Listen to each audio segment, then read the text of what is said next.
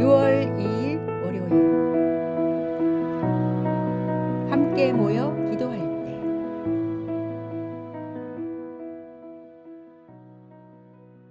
1973년 5월 30일부터 6월 3일까지 여의도 광장에서 열렸던 빌리 그레함 한국전도대회의 감동을 아직도 많은 분들이 잊지 못하고 계십니다.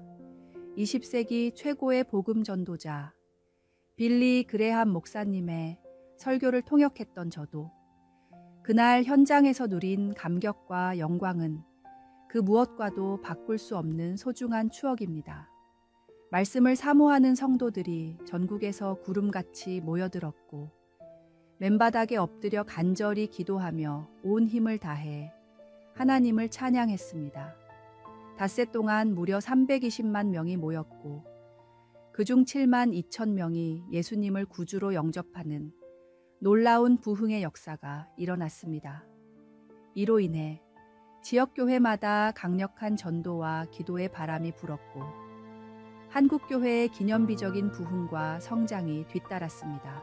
이처럼 역사적인 모임에서 우리는 중요한 교훈을 배웁니다. 하나님의 백성들이 한 마음으로 모여 기도할 때 성령의 능력이 나타나고 회개와 영접, 그리고 교회의 성장이 뒤따른다는 사실입니다. 이 일은 단지 과거의 사건이 아니라 오늘날에도 여전히 유효한 원리입니다. 모여 기도할 때 능력이 생깁니다. 함께 찬양할 때 기쁨이 넘칩니다. 주님께서는 여전히 우리가 마음을 다해 모여 간구할 때 응답하시고 말씀을 사모하는 이들을 통해 교회를 성장시키십니다. 지금도 성령님은 믿음으로 모이는 자리에 함께 하시며 놀라운 역사를 이루고 계십니다. 오늘의 말씀. 하나님을 찬미하며 또 온 백성에게 칭송을 받으니 주께서 구원받는 사람을 날마다 더하게 하시니라. 오늘의 만나. 오늘 하루 가정과 교회와 민족을 위한 간절한 기도로 시작해 보십시오. 하나님의 능력이 당신의 삶에 새롭게 부어질 것입니다.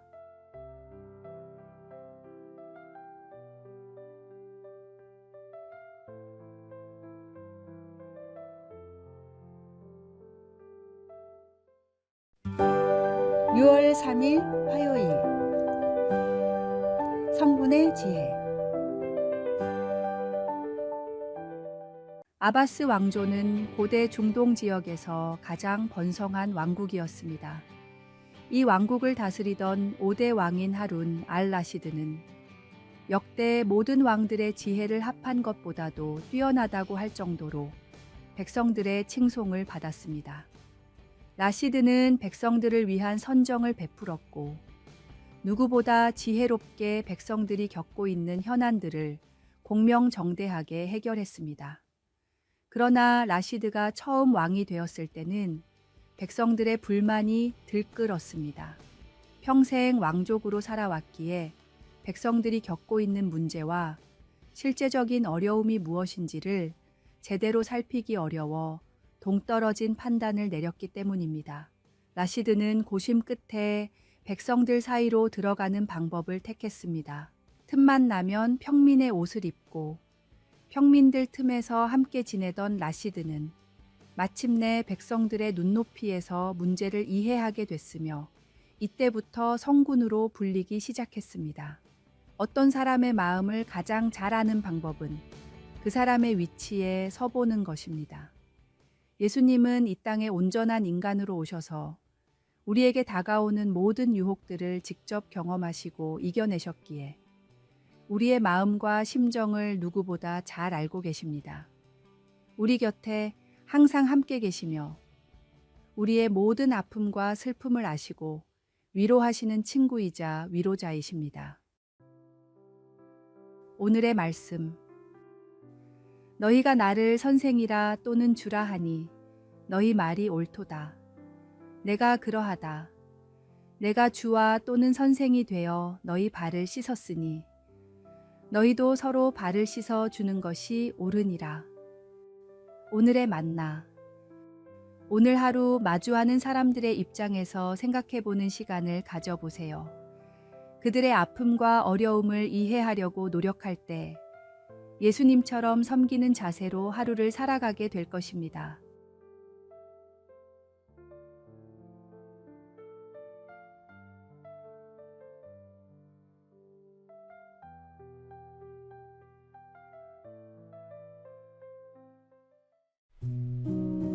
(6월 4일) 수요일. 호랑이 우리 속으로. 모노레일을 타고 동물원을 관광하던 한 남자가 갑자기 호랑이 우리로 떨어졌습니다. 이 모습을 본 관광객들은 깜짝 놀라 재빨리 신고를 했지만 더 놀라운 일은 그 후에 벌어졌습니다. 남자의 접근에 놀란 호랑이는 주변을 돌며 경계하다가 결국 달려들어 남자를 마구 공격했습니다. 다행히 재빨리 달려온 구조 요원들 덕분에 남자는 구조되어 목숨을 건졌습니다. 이후 조사에서 이 사고의 충격적인 진실이 밝혀졌습니다. 남자는 사고로 떨어진 것이 아니라 자진해서 모노레일에서 호랑이 우리로 뛰어내린 것이었습니다. 그 이유는 단 하나, 호랑이를 가까이서 보고 싶어서였습니다. 그런데도 이 남자는 단순한 호기심 때문에 위험을 무릅쓰고 행동했습니다. 결국 추락으로 팔다리가 부러지고 호랑이에게 물려 폐까지 뚫리는 심각한 부상을 입었습니다. 죄의 결과가 사망임을 알면서도 그것을 행하는 사람은 호랑이 우리에 자발적으로 뛰어드는 것과 다를 바 없습니다. 때로는 우리도 죄의 유혹 앞에서 한 번쯤은 이라는 생각에 빠질 수 있습니다. 그러나 그 결과는 우리가 상상하는 것보다 훨씬 참혹할 수 있습니다. 주님의 귀한 보혈로 인해 우리가 누리는 구원의 은혜가 더럽혀지지 않도록 죄는 그 모양이라도 조심하는 지혜가 필요합니다. 오늘의 말씀. 사람이 감당할 시험 밖에는 너희가 당한 것이 없나니 오직 하나님은 미쁘사 너희가 감당하지 못할 시험 당함을 허락하지 아니하시고 시험 당할 즈음에 또한 피할 길을 내사 너희로 능히 감당하게 하시느니라. 오늘의 만나. 일시적 쾌락을 위해 위험을 감수하는 선택보다 하나님의 지혜를 구하고 유혹을 이기는 길을 선택하십시오. 주님은 항상 피할 길을 마련해 두셨습니다.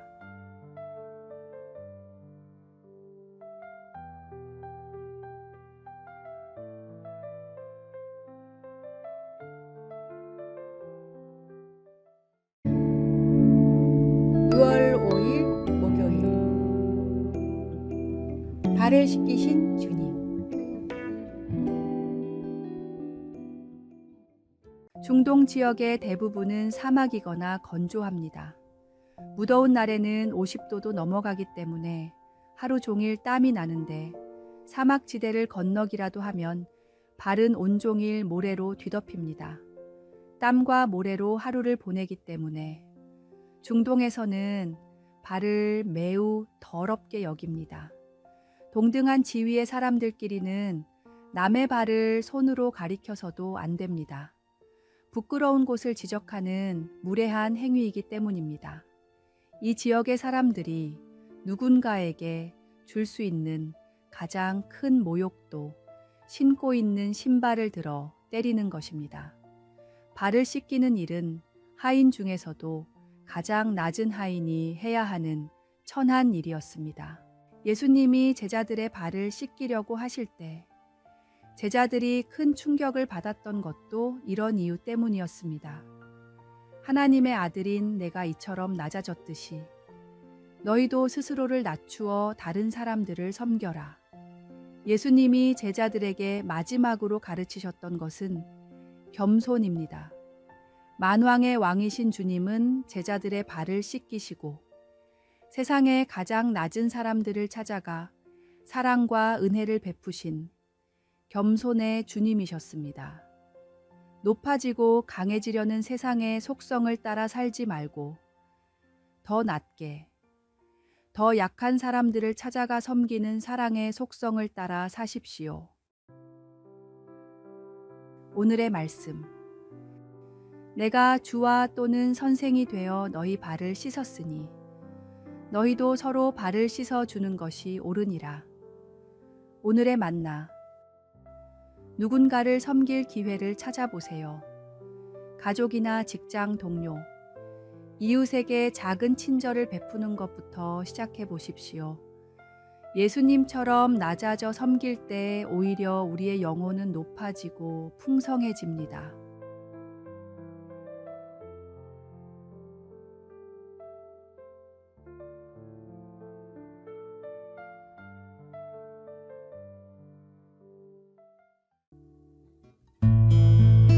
(6월 6일) 금요일. 기억해야 할 희생. 한글학회의 공식 행사에는 항상 빠지지 않고 하는 의식이 있습니다. 일제치하 말기 때 한글 말살 정책에 대항해 모진 고문을 버티고 죽음까지 불사했던 많은 학자들에 대한 묵념입니다.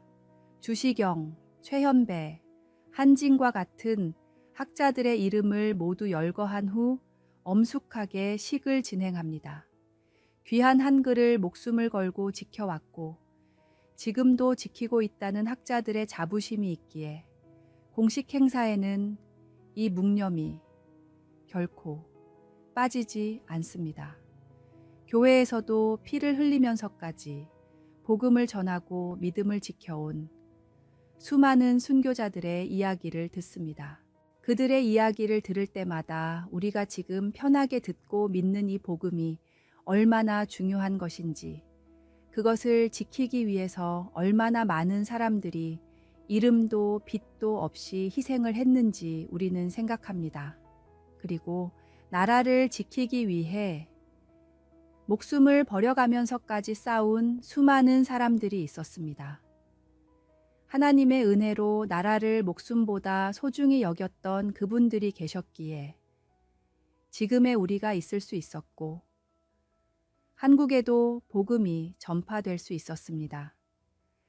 우리가 경험하지 않은 고난일지라도 귀한 희생을 대신 해주신 분들에게 감사의 마음을 품어야 합니다. 현충일인 오늘만큼은 나라를 위해 희생하신 수많은 분들을 떠올리며 그들을 위해 기도하십시오. 반드시 주님께서 좋은 것으로 채워주십니다. 오늘의 말씀.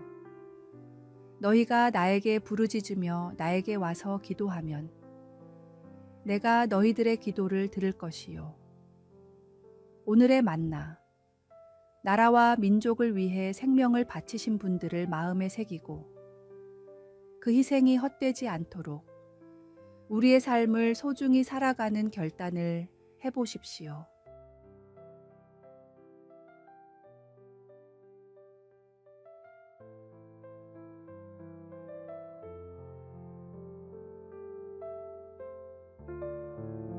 아래에 빨간색 글자 구독을 누르시어 더 많은 전도의 열매를 맺으시기를 기도합니다.